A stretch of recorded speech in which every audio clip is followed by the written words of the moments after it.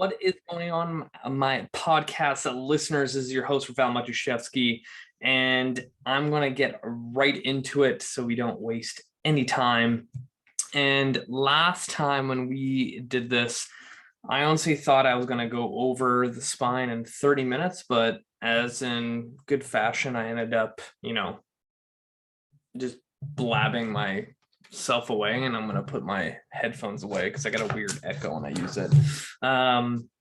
So today we're going to kind of go on to part 2 and end up talking about the thoracic spine. So last time we went over the neck, what exercises to be doing, what tends to happen to a lot of people with neck pain, what I've seen in my experience with training people, and also my experience in the clinic.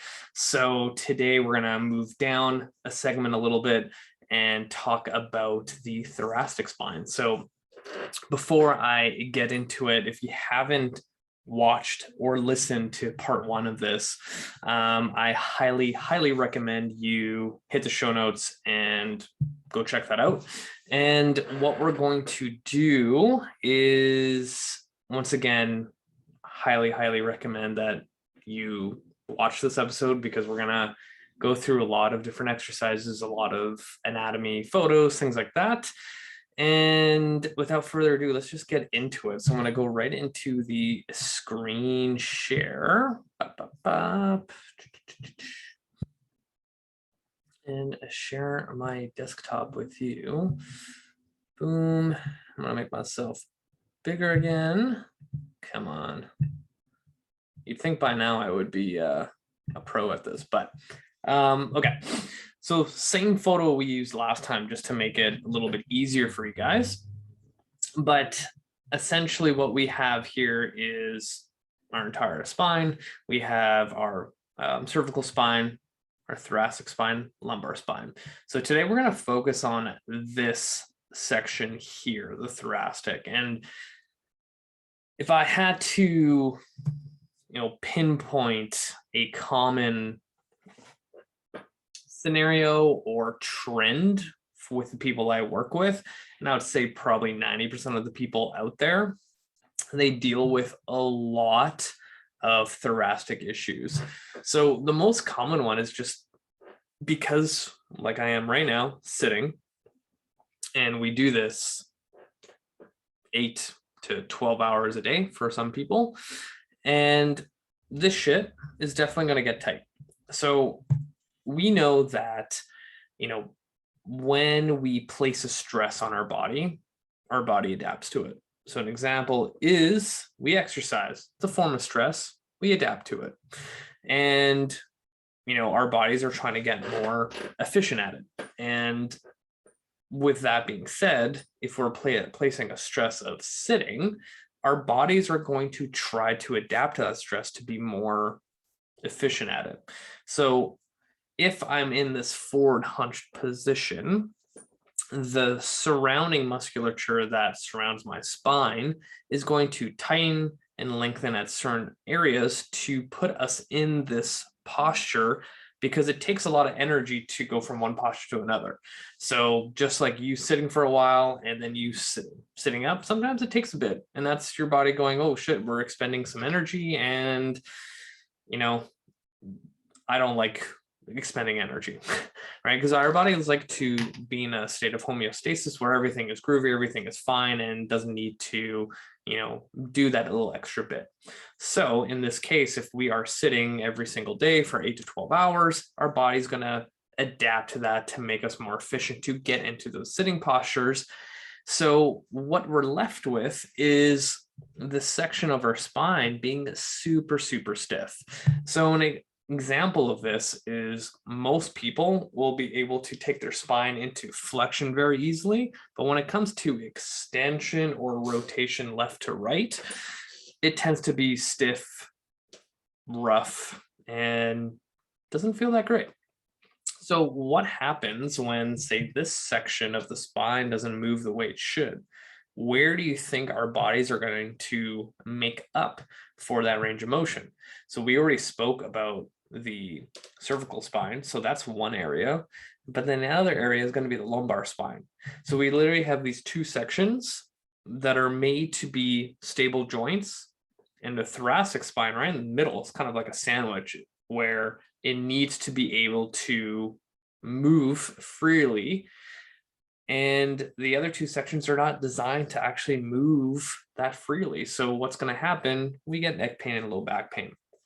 I would almost, put a guarantee or a close to a guarantee that when people have low back pain or neck pain and you check their thoracic mobility, it's usually pretty terrible. So that being said, if I can get someone's thoracic spine to move a little bit better, then a lot of the low back and neck stuff tends to go away. So one of the things I want to go through as well is look at a few anatomy photos of the back. So I'm going to save this really quick and then pop it up. Save. Because we're going to kind of go from the deep musculature to the larger ones that tend to be there. So the big thing here, there's a lot of words that are based out of Latin origin, but we're not going to go down that path. But if you look at the spine model here, right, this is what we were looking at on the side. We have a lot of musculature that kind of goes down from the neck down into our hip joints. So when we look at this musculature here, like they're also known as the paraspinals, but if you want very, very specific muscle by muscle, here's the long list. We're not going to go through all of them, but I wanted to kind of paint a more of a visual on this.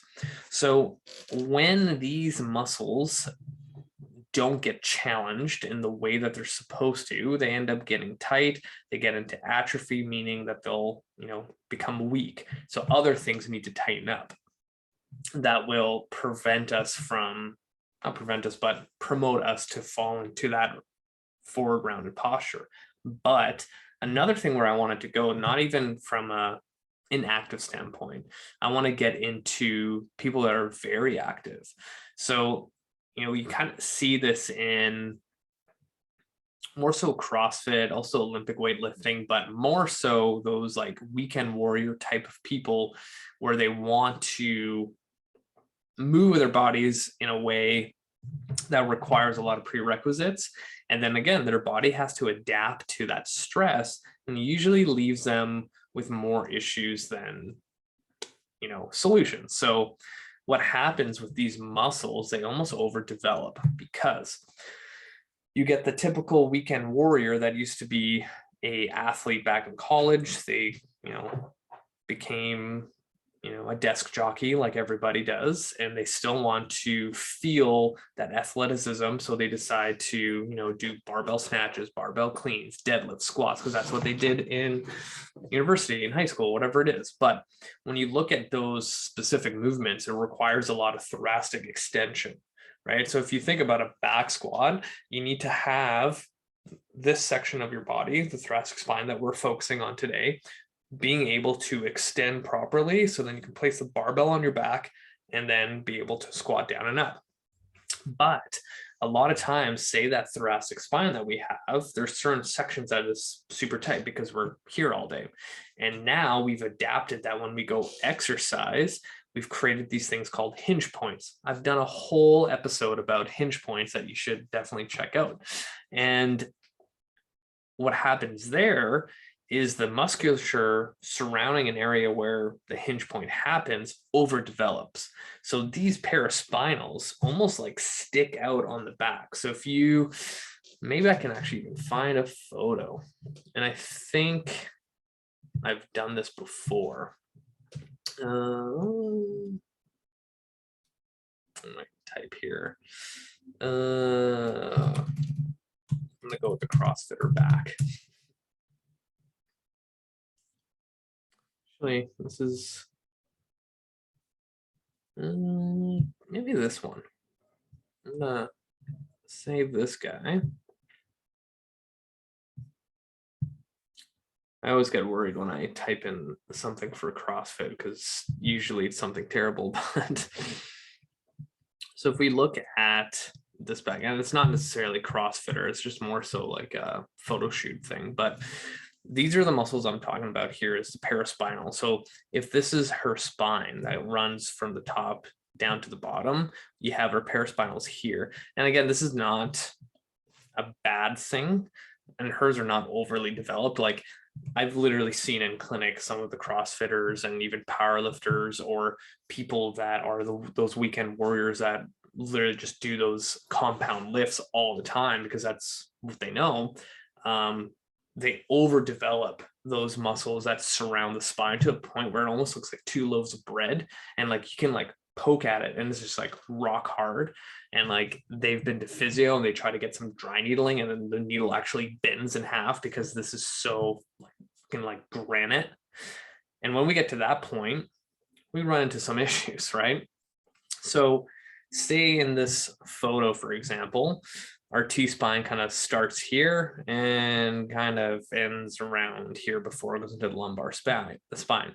So imagine if this section across kind of the shoulders, if you had to imagine like a barbell back squat, low bar position, doesn't really move.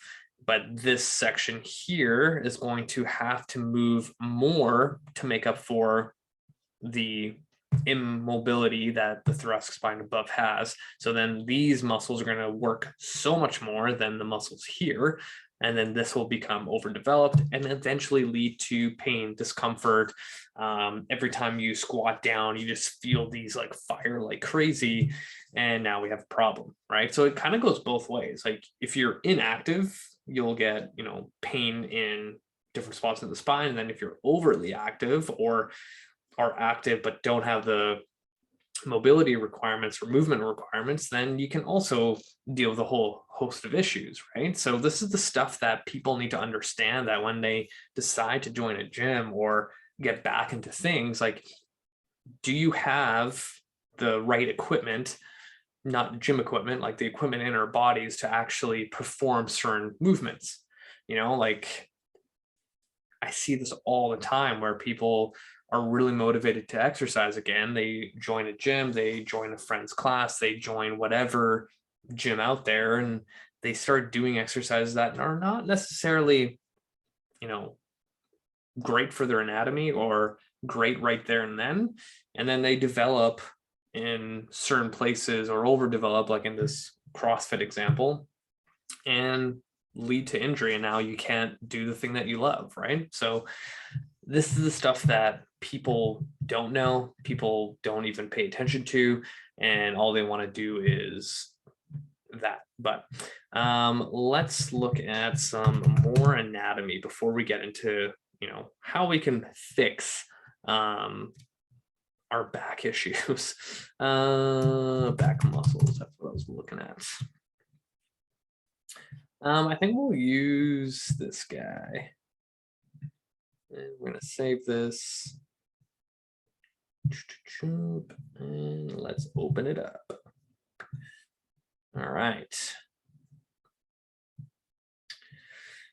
I wish it was a little bit clearer. Maybe I'll move myself down here. Okay.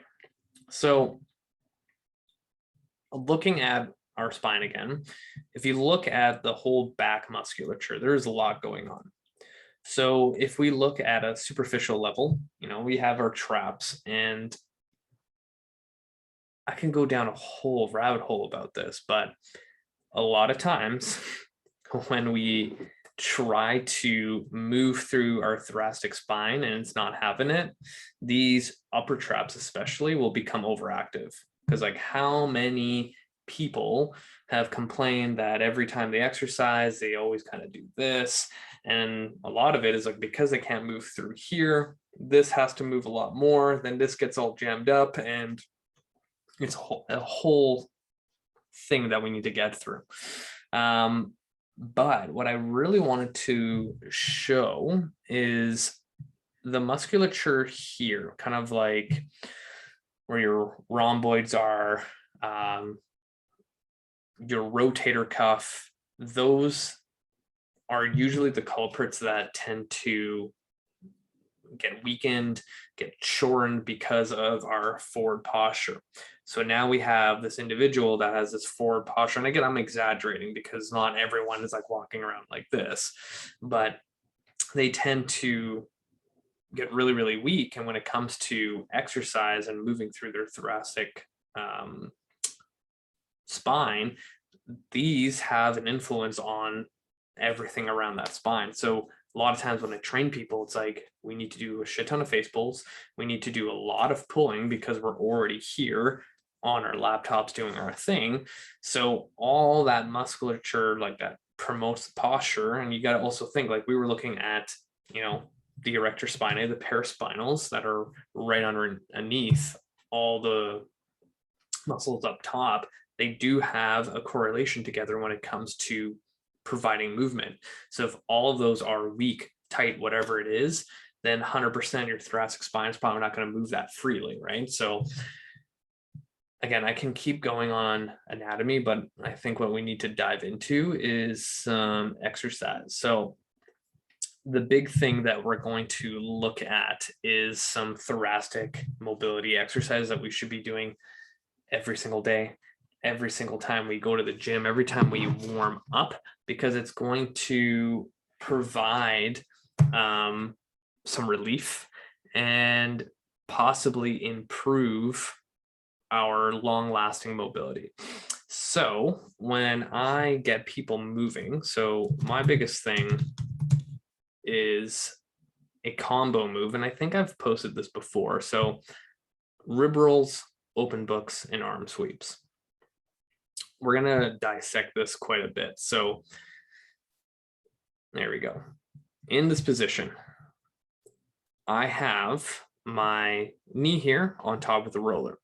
The reason why I put a roller, or sometimes in my videos, you'll see me have my knees stacked with a yoga block in between, is to ensure that my lumbar spine doesn't go into rotation. Because what we're trying to do is keep the lumbar spine neutral while the thoracic spine moves. So in this position, I'm solely just working thoracic rotation, because the rib roll, how I have my right hand is holding onto my rib cage. And this also provides me some feedback. So when I try to rotate, I'll know if I'm cheating if I start letting my hand slide across my body. So I'm literally holding my entire rib cage. And you might not go that far because, one, your thoracic spine can only rotate to 45 degrees if it's perfect. So in this sense, we're just trying to actively rotate to our end range. So here I go, rotate across, try not to let the hand slip. And the big thing here too is what I'll do with people is also teach them how to breathe. So if I take a deep belly breath through the diaphragm here and learn how to exhale, I'm also reinforcing to my nervous system that in these positions to, you know, use my thoracic spine, I don't have to be super tight. So if you think about it, if I'm sitting all day and everything is kind of just jammed up, if I add in some diaphragmic breathing and trigger into my body that, you know, it doesn't have to stay tight, then adding movement that allows me to move my thoracic spine is going to just enhance it a little bit more. So now I'm going into a more dynamic position where I'm going to have more line of pull. So I'm still moving my thoracic spine, but now I'm adding a little bit more rotation in the opposite direction going forward here. And then also coming across the body just like that. So again, you can have this hand, but you know, my door is obviously in the way to a fully extended position.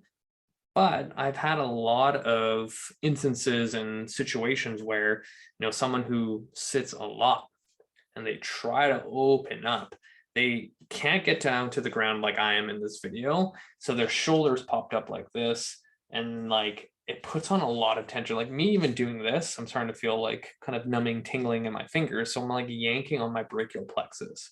So having a bent position like this is going to help relieve that. Because remember, like anytime we extend our lever, which is like in this case the arm, it's going to be more difficult.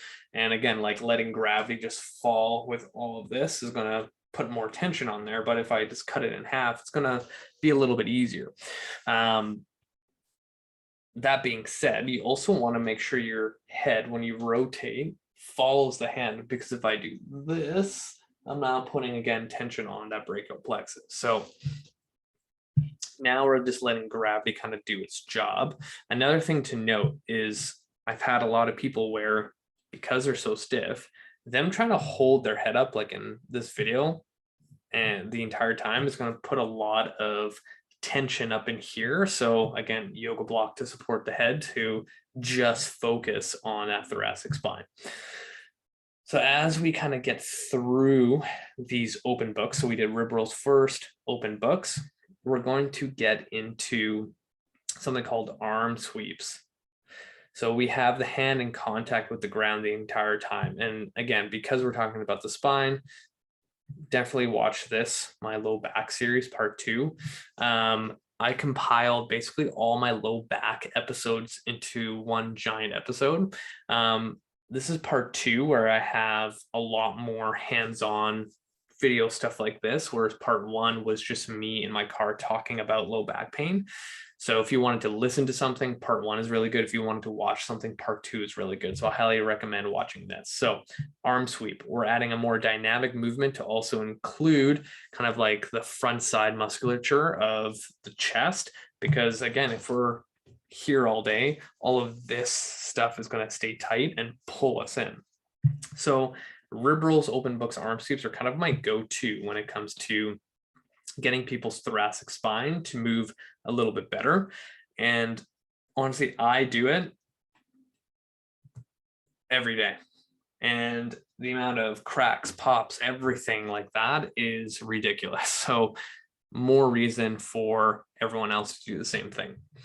Now, to get into another form of movement for the thoracic spine is extension, because all of us live in flexion all day and we need to be able to move the spine in the opposite direction. I think I did this wrong. And I can't spell extension for some reason. Also, for those who haven't subscribed to my YouTube channel, I can't speak, YouTube channel, 100% you guys should do it right now. Okay, so you know what? I've played this one before in one of my previous episodes, so we're going to watch this one, the feet elevated version. So foam roller extensions, one of my favorite exercises, and I don't know why the quality is so poor. I guess that's it. So bear with me with this terrible quality video. So we have the foam roll under the thoracic spine. And what we're doing here is trying to promote thoracic extension, because most of us don't live and breathe in that position at all. So in this variation, I have my feet up at 90 degrees, and there's a reason to it. When you place your feet and legs in this position, it naturally takes your lumbar spine and coccyx in a kind of forward flex position, because a lot of times when people do this extension piece, they'll get to a certain point. So like I'm doing pretty good here, pretty good here. And let's go back a little bit.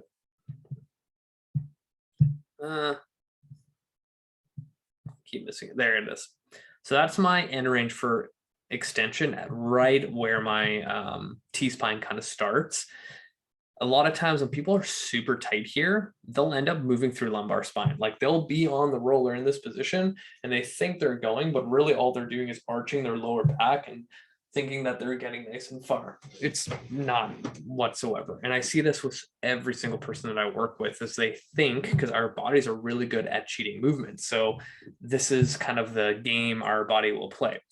Then what we'll do is kind of move up, because again, thoracic spine has 12 vertebrae. So we kind of want to hit them all as much as possible. So same thing, getting some thoracic extension. And the reason why we don't put the roller on our low back is we don't have a rib cage there. And if we decided to place, I don't know, this could be like 60% of our body weight on there. Same goes with foam rolling. Like it's not going to feel good. And then you're just putting unwanted tension and stress onto our kidneys. So let's not do that. So there's multiple different variations to this one. So the video I didn't show that I said I showed before is having the feet down on the ground. A little bit harder to, feel if you're doing it yourself, if you're cheating. Here, at least you get some like lockout of lumbar spine. The other option too is like if I had my feet on the ground, going into a glute bridge and then trying to do thoracic extension, that tends to work as well. Let's move on because we're kind of running out of time here and this thing needs to move out of the way before and my mouth is getting super dry because I feel I'm talking way too much. So another exercise I tend to do quite a bit is T-spine cars. So I did not type that in right.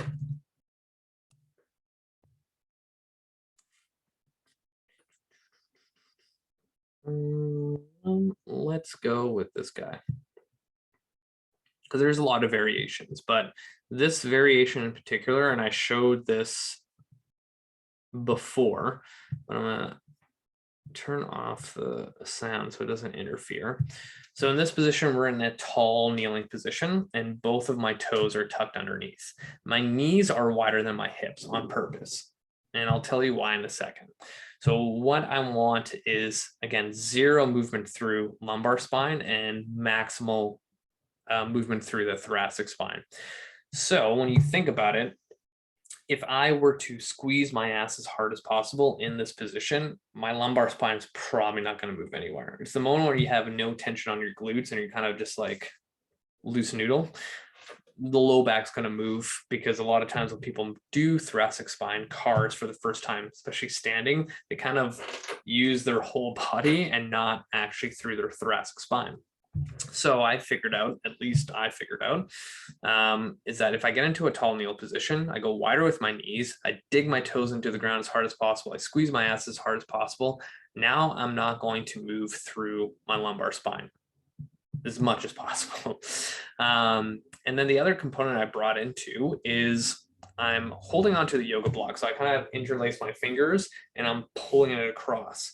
So now I'm kind of get all the muscles involved posteriorly, holy crap, I can't talk today, that are activated in certain movements that, your thoracic spine is involved with. And that's what I want to do, is constantly utilize muscles that are involved at the area that I'm trying to move as much as possible. So I threw in this yoga block to add that added feedback, because a lot of times when you're trying to get people learning how to move through their thoracic spine, they have like no idea what that is, how it's supposed to move, how it's supposed to feel. So I'm trying to add a stimulus into the environment so your body kind of learns faster and you learn faster of what we need to do the next time. So when you look at the movements of the spine, which we went over in part 1, it can do flexion, it can do extension, it can do rotation, and it can do lateral flexion. T-spine cars cover all of that. So if we are only moving our thoracic spine into flexion all day because that's all we know and all we do, then probably rotation, extension, and lateral flexion is probably not going to move that well either. So we need to add the stimulus to reteach essentially how to do it. So in this position, I'm going to forward flexion, going to rotation, lateral flexion, going into extension over to the other side and mimicking that same movement where we just did. And then we're going to go back. This, once you've actually figured out how to do, the amount of pops and cracks you get from your spine that's been stiff all day from sitting is ridiculous. So if you needed a cheap way of going to a chiropractor, this is probably one of the best ways to do it, but it's never going to replace it. But this would be huge for anyone when it comes to improving thoracic spine. So what I'm going to kind of leave here with, and I think I'm going to stop it there. Let's stop the screen share and let's get back to me, is a lot of times people focus on the stuff that they're really good at and never focus on the stuff that they're really bad at. So 9 out of 10 people, terrible thoracic mobility, never works on it. You know, typical person in their warm up will kind of just swing their arms around and do one of these and let's crack my back. And then they'll go into some sort of heavy workout or whatever it is. And they never address what's actually causing them, you know, either pain or preventing them from seeing success. So the biggest thing for me is like, I get a lot of people where one, it's either they're like so broken that they need help and like rebuild, but a lot of times I get a lot of higher end amateur lifters that have hit a huge plateau and they don't know why. And we do a quick assessment and I find out, say in this case, because we're talking about it, thoracic mobility sucks. And funny enough, their back squat sucks, but everything else is fine.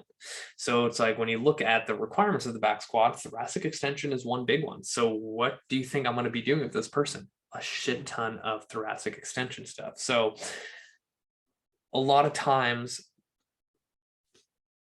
people just don't focus on what they actually need to do. And then they keep doing the same things over and over and over again. And you wonder why they're not seeing success. So really, like, if you think about what my job is like to figure out why you're not seeing success, give it to you on a silver platter and see if you're going to take it or not. And most of the time, if people are smart and they see and they're self-aware, they'll be like, oh my God, yes, thank you so much for figuring this out. But a lot of times they're just like, yeah, you know, that's cool, but I'm going to continue doing my bicep curls and overhead pressing and my shitty back squats. And then they never get better. Right. So I'm just trying to showcase the things that are like literally lowest hanging fruit. Because sometimes I'll do an assessment. There's like so much shit that's going on, but like the lowest hanging fruit is like, let's just get your T-spine moving better. And so many things are going to probably clear up. And it's probably going to influence all the other stuff that I've seen in your assessment that we need to work on. But a lot of times people don't want to put in the work. So again, if you have pain in your thoracic spine when you do rotation, flexion, and extension, then yeah, you need to go see a physio, chiro, or somebody first, and then work on all this mobility stuff because they're also going to give you some exercises to do. But I'm going to end it there because I feel like I could keep talking and I definitely went over my time. But thoracic spine, so important. So important. And next week, we're going to get into the lumbar spine, which is going to be huge. If you guys have any questions, feel free to reach out. Definitely hit the show notes, add me on Facebook, add me on Instagram, watch this video, subscribe to my YouTube channel, and put your name down for my new book. I'm going to be releasing the official release date this week. Get excited for it. It's going to be amazing. I can't wait. I can't wait for you guys to experience what I have in store. That's it for me. Until the next time, you guys.